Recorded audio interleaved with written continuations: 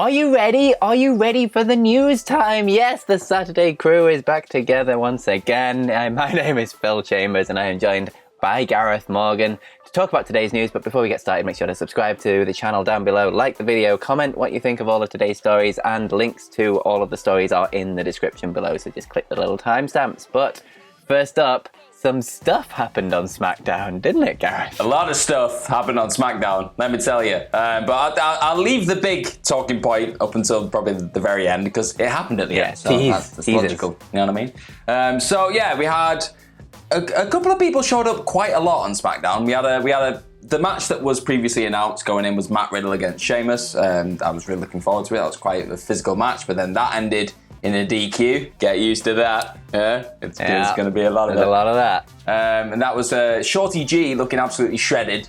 He came in and interfered. And then we had a match between Cesaro and Lince Dorado, which was quite good, like what you expect of two just super talented dudes. And Cesaro won that match. Then we got the payoff midway through the show. That incredible cliffhanger that we had at the end of SmackDown last week, and it had the entire world, it felt like, talking about the Fiend putting his little hurt hand in Alexa Bliss's mouth. We were like, oh, what's going to happen next? Not a lot happened in that respect. She just, he walked to the ring, and it was odd seeing the Fiend entrance in the PC. He walked to the ring, and he did his whole, crazy entrance. And then it cut to a commercial, then we came back, and Alexa Bliss was just chilling in the ring, and it was like, I felt like they were showing a replay of last week. They did that, and then she put the hand away as it came towards her. She was like, no. And then Braun Strowman came up. Yeah, it was subtle. It was just, I don't want to go too much into that. Then Braun Strowman popped up, and he's very intense. He's popped up looking like this. Oh my God, it's happening again. It's happening again. I got flashbacks. And now he's apparently not the monster among men, he's just a monster. It was, yeah. And he doesn't care about Alexa Bliss. No, she was an afterthought. That's all worthwhile. I felt so bad on her. She was she popped up and then they didn't really show her disappearing. So I guess, I don't know, she might pop up again in this feud at some point. We just don't know. I feel like I've been burned too many times before, Phil, with this stuff. I know, right? Then Jeff Hardy had a match with King Corbin, because we've never seen those two go at it. And that ended in a DQ. And then that ended in a way DQ where Sheamus came in and got attacked Jeff Hardy because he was annoyed that Shorty G had attacked Matt Riddle in his match because he wanted the King's ransom. So it was some kind of attack on King Corbin. They just DQ'd each other. And then Matt Riddle cost King Corbin the match. So it was he was celebrating for Sheamus, who I thought was a heel. It was just, there's a lot. It was, too early for this kind of complexity in my mind right now. But yeah, he won. Then Stephanie McMahon came out, but she didn't come out. She was on a Skype call because she's one of the only people who doesn't have to go into WWE right now. Yeah, she just Skypes away. Funny that. Has a little conference call. Yeah.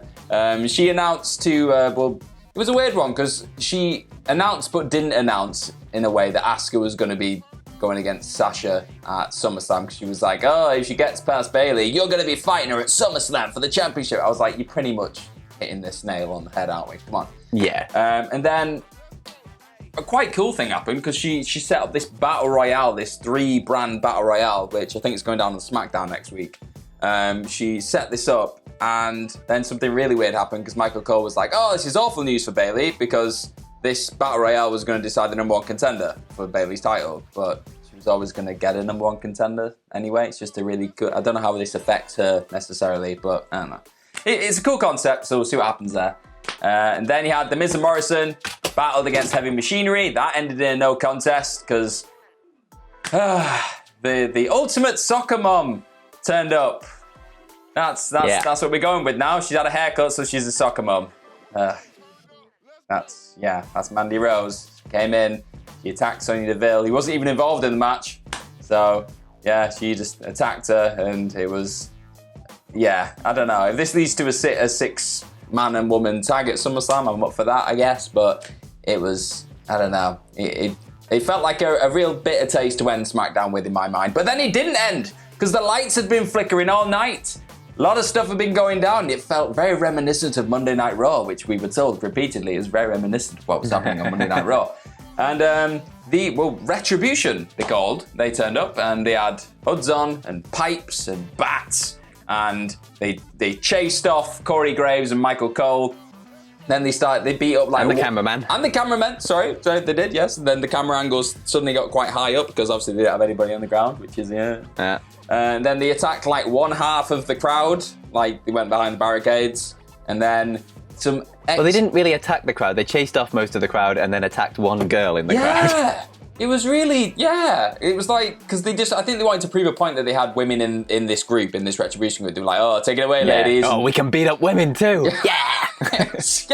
It was, I don't know. That was a bit surreal, that part. And then they just started getting very artistic and just started painting things. But as we know, we were chatting about this earlier, they didn't really... I don't know, they weren't very committed to the spray no one paint. had taught them how to use spray paint. So they were like holding it like so far away from what they were spray painting. So by the time the paint actually hit whatever it was just this kind of faint mist and it just looked a little bit dirty. It's not very threatening to just squiggle. It was just like, and then they were just doing it so fast that they just drew like a snake on the steps, and then someone tried to do the WWE logo, but it was all a bit wobbly, and then they drew a circle around it and like, no, strike it out, and someone drew a line through the SmackDown logo on the side of the ring. That was my favourite, just the little faint red line. I was like, oh, okay, wow, you showed them. That's, But then, just when you thought, right, is this it? Great. Somebody pulled out a chainsaw. Yeah, you missed the part of the guy with the baseball bat beating up the ring. Oh no, I did. He just started hitting the ring with a baseball bat. I thought they were going to break the ring. I thought it was going to be very like reminiscent of Nexus when they just like pulled up all the boards and everything. I thought they did break the ring, sort of. They had a chainsaw. They broke the ring. Like if I went over to a spider's web and went, it was he very had a chainsaw and he was revving it. He was like, yeah, I've got a chainsaw. This is great. And he went like, don't hit the rope, don't hit the rope, ding, I mean, I'm like, throwing so stones here, but I think I would have had the same reaction. I'd have been like, you don't know where those ropes are going to fling, but come on. It was, that, to be honest, I'm all for the imagery at the end of an absolutely shredded ring. Right, if they've got this performance center and they've got full control over it and it's a real, like, contained atmosphere, if you can break it apart, do it. Yeah, cool. It looks awesome. Why not? But it just... wasn't executed very well in my mind. It just... they seemed a little bit lame. Yeah. But I don't know, I liked it as a segment. It was definitely better than the stuff they did on Raw. Yeah. Retribution definitely felt like the word of the day on SmackDown as well, because I think Miz and Morrison brought it up. They were like, oh, Retribution, you're not scheduled to be here today. And then, like, Stephanie McMahon said that someone will have their Retribution over Bayley. And then, like, obviously the team's called Retribution. It's like, yes, Retribution, everyone, Retribution. I thought we were going to get another, like, little, like, a placeholder pay-per-view called Retribution. That was just going to pop up in a week's time. I was wondering whether they were going to do something like that. Yeah. I don't know. This was marginally better. Yeah. Obviously still no word on who all of these people are. All still masked. There was 5 of them, I think. Mm-hmm. One was a woman. Was it just... Was there just what? I thought there was 2 women. Maybe there was 2. Yeah. I can't remember now. I might have just been making that up, but I thought there was 2. Yeah. But anyway, so yeah, that was SmackDown.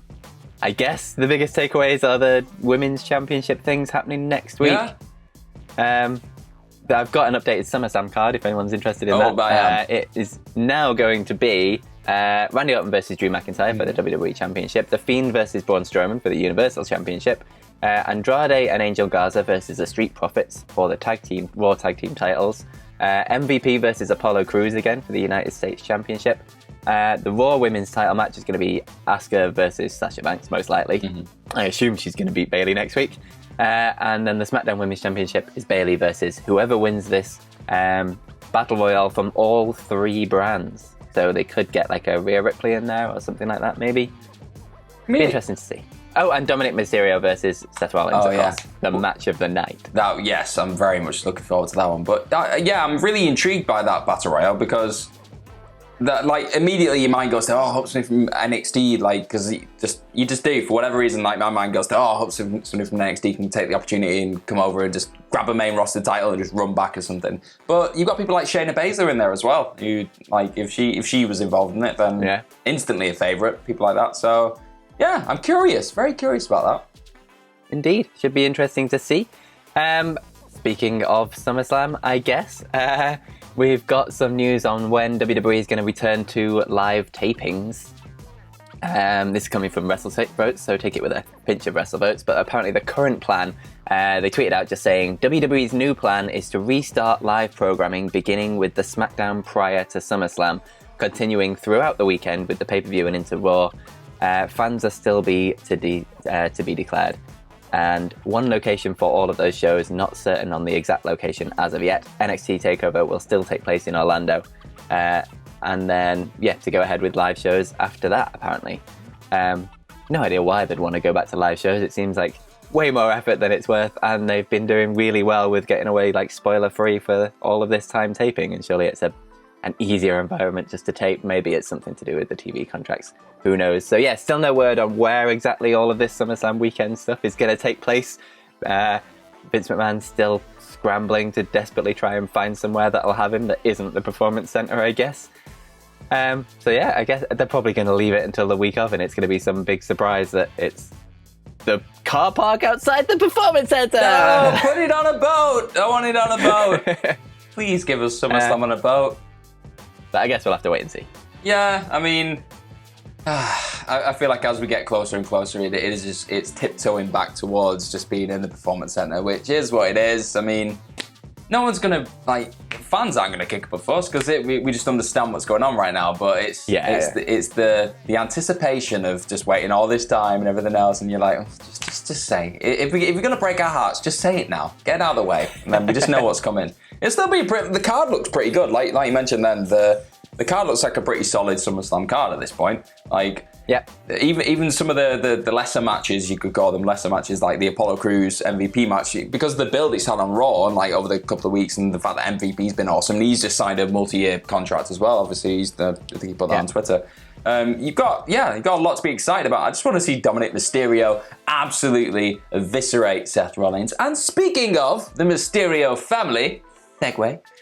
We've got a bit more information on Rey Mysterio potentially re-signing with WWE. According to Dave Meltzer of the Wrestling Observer newsletter, he said, pretty much this is his quote, he said, remove the thought of Rey Mysterio leaving WWE from your head, as it isn't going to happen. So it's pretty conclusive there. He's not actually signed anything yet as of writing, as of talking as well.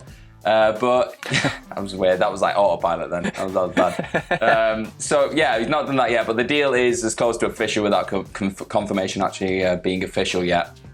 A big part of him re-signing with WWE is obviously Dominic, because at this point, could you be in a better place if you're a youngster learning the ropes? You just couldn't really. He's been thrown into a match with Seth Rollins at SummerSlam, which will be his first proper match in WWE. It's madness. Yeah. He also, apparently, according to all this, he was offered a contract from AEW. It was a pretty lucrative contract. It was guaranteeing the same money on a per match basis as what he is getting from WWE, but WWE just offered him more dates. So it's pretty cut and dry there. If you're going to get paid the same amount, somebody says, "Oh, but you can work more, and we'll give you more money."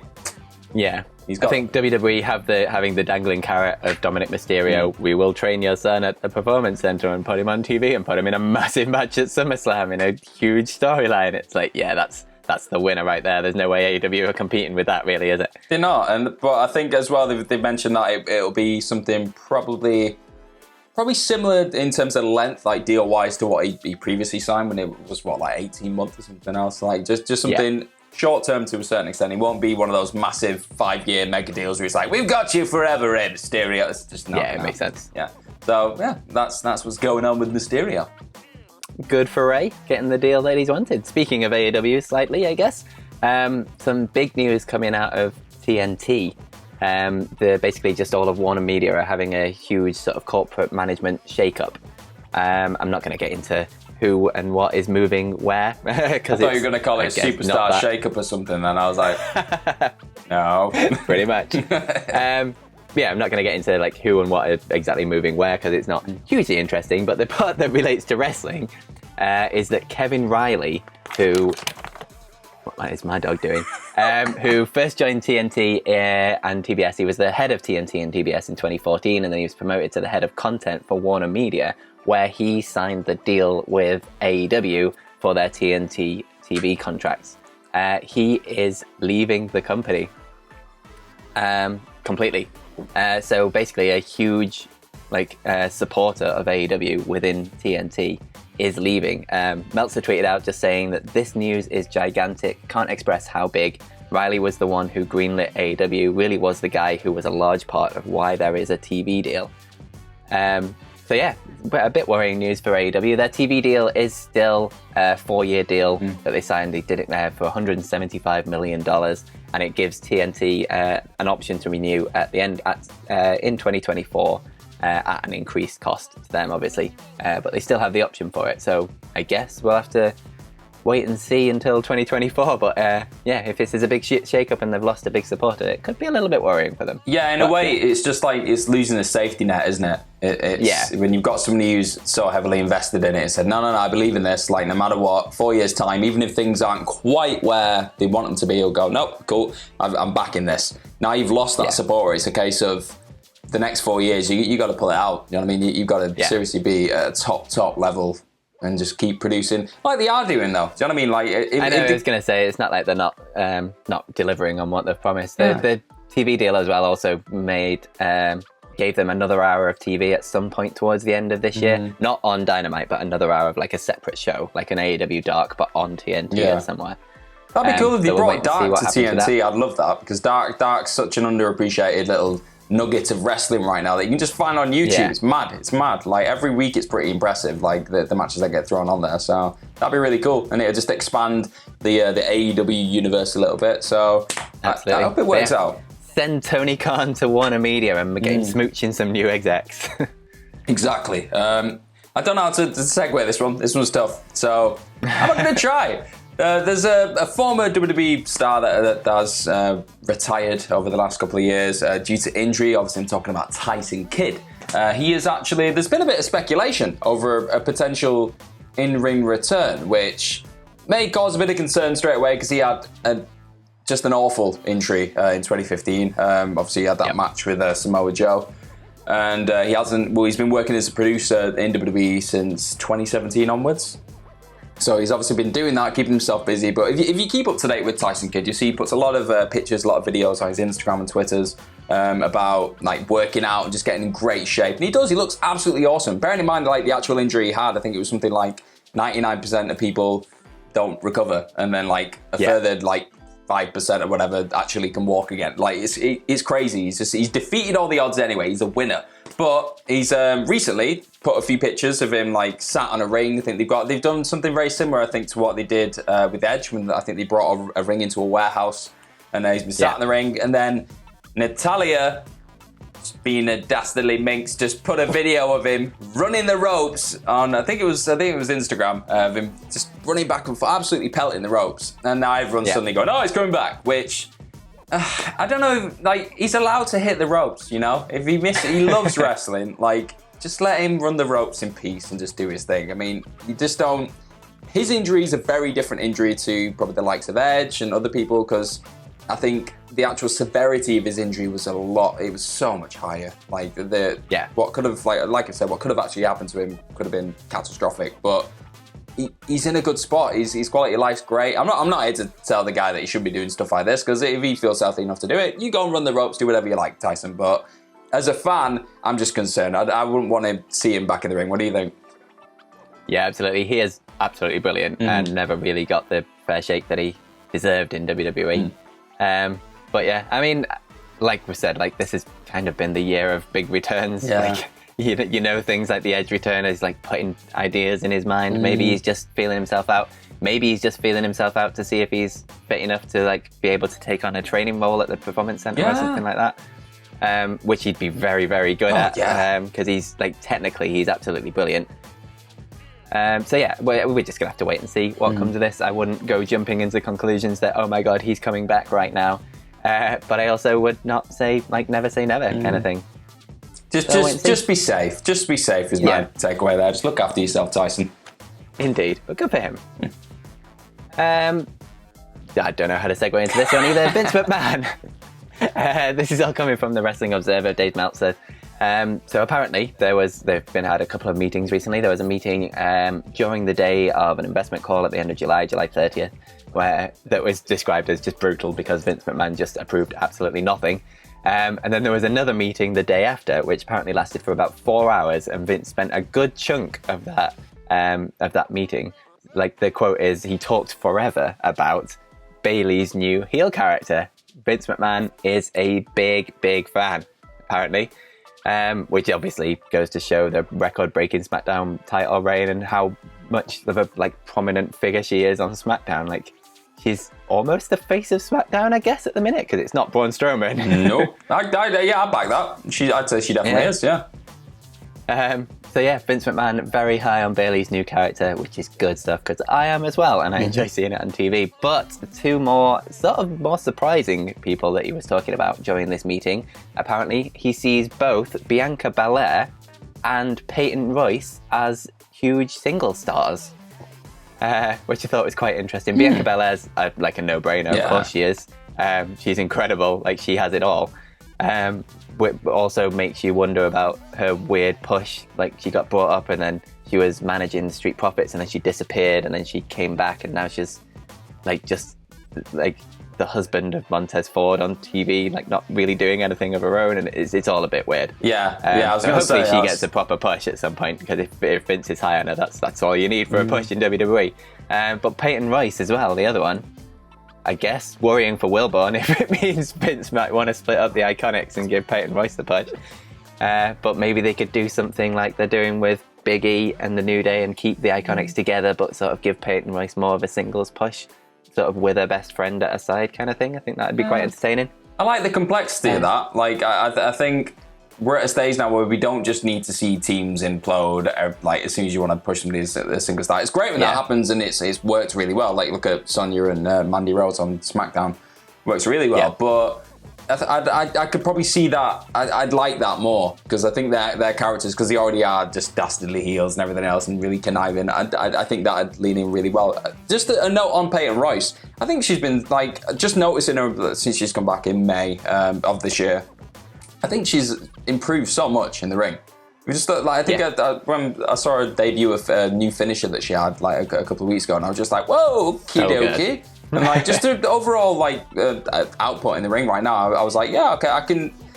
When you see that name straight away, when you say, oh, Vince McMahon's high and Peyton Royce is a single star, you were like, oh, okay, that's a bit odd. But then as soon as you break it down a little bit, you're like, yeah, actually, no, I can see she's putting the work in. Like, she's a brilliant talker. Like, and that's half of it with the sports entertainment aspect. She has that down. So I like the sort of new viciousness that the Iconics have brought with them on this return as well. But again, you don't want them to break up the Iconics, because they're one of the very few true tag teams they've got in the women's division. Very, very, very few. Yeah. And they kind of need that. But at the same time, I don't know. I'd be down for a Peyton Royce singles run. Yeah, me too. In terms of like, I'm trying to think of like new directions. Let's go with that, okay? So we've got potential new directions there for Peyton Royce and Bianca Belair and Bayley. Now let's talk about another new direction that we saw on Raw recently, and that is Raw Underground, which is a big old talking point, isn't it? Love it, Fight Club. But don't talk about Fight Club. So John Cena was talking about Fight Club because, you know, he does what he wants. Nobody can see him. So he was speaking to Philip Martinez of Newsweek, obviously promoting the return of his Dallas and Robo animated series on Sci-Fi.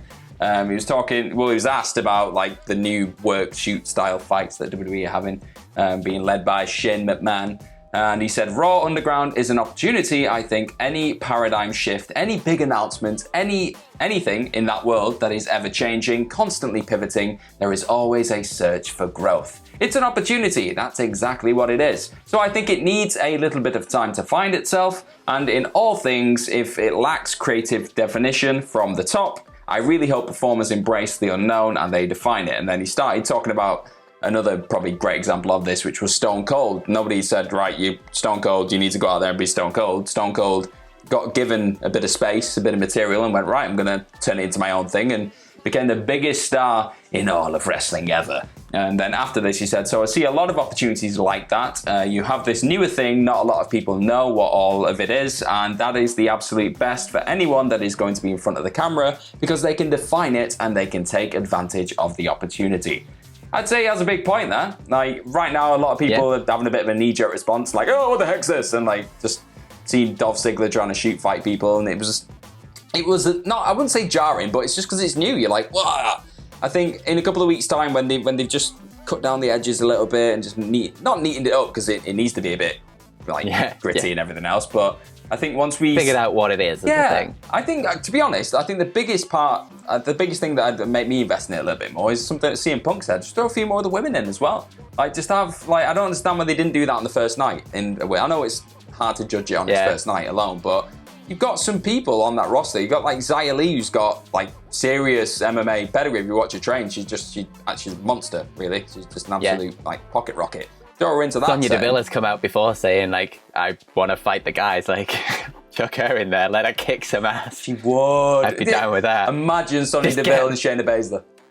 If Sonya Deville just went in there, like, beat up some dudes and then, like, put a Mandy Rose face mask on them and carried on kicking the crap out of them, that'd be absolutely amazing. That's what I need. That's what I need out of it. And it is what it is. It's this new thing, and I think Cena understands that. He's at a really unique point now in his career where he can look in from the outside and go, right, if I was there now, what would I do in that situation? Like, if he was one of those, like, lesser used talents or a new talent coming into that environment, I think, he just sees the opportunity, which I think more people need to do, because this is an opportunity. It's not just crazy nonsense. Just try and make something of it.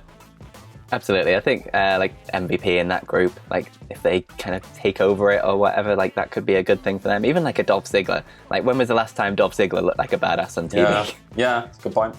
And he kind of did in that. Like, and he's got the amateur background that kind of makes it legit. It kind of works. Like, there's definitely some upside to this if WWE can figure out what they're doing with it, and if they don't drop it within like 2 weeks or something. When does it's like, oh, no one liked it. Get rid of it now. Well, do you know what? I'll make it a guaranteed bona fide hit, and they'll never get rid of it. Have Brock Lesnar turn up. That's you telling me Brock Lesnar doesn't want to go in Raw Underground? That's fair. That is his playpen. Have him and Cain Velasquez kill each other. It'd be great. But yeah, that is the news for the day. Thank you so much for joining us. If you want to talk to us on Twitter, you can follow us at FilmMyChambers, and you can follow Gareth at GMorgan04. And you can follow everyone at WhatCulture at WhatCulture WWE. Make sure to subscribe down below, comment on the video, like the video as well. Let us know what you thought of all of today's stories and who you want to see fight in the Raw Underground. Let us know. We will read it all. But most importantly, have a bloody good day, everyone. See you later. Goodbye.